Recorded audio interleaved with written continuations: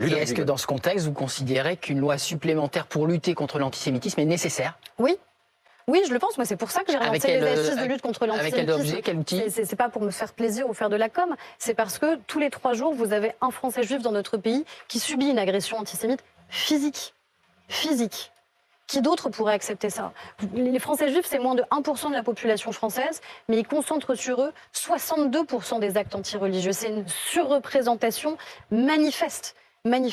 Donc ça pose 2 questions que moi j'ai posées à des gens qui sont spécialistes justement, qui est à la fois la question de l'éducation, parce qu'on voit bien qu'on est en train de perdre une génération aujourd'hui. Moi je pense qu'il n'y a pas de génération perdue, il y a des combats à mener.